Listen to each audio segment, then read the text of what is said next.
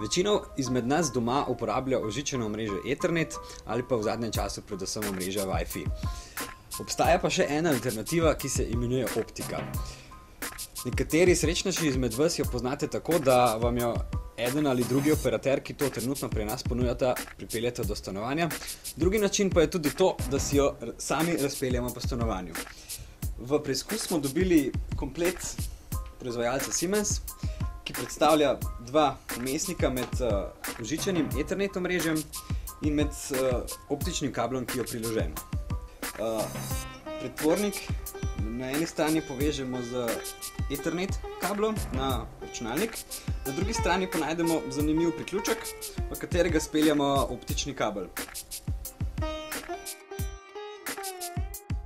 Optični kabel, ki ga vidimo tukaj, je v bistvu precej preprost primerek 1-milimetrskega vlakna.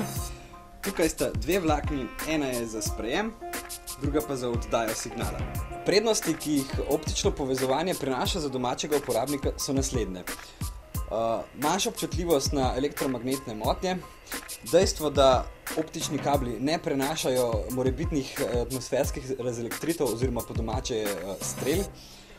Tretja, s katero se predvsem hvali proizvajalec, pa je tankost tegale optičnega vlakna, saj kot lahko vidimo v tem primeru,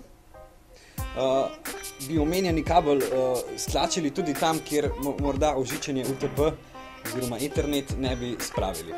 Predlagam, da zadevo kar preizkusimo tudi v praksi. Kot smo že omenili, je uporaba nadvse preprosta. Napravico enostavno povežemo.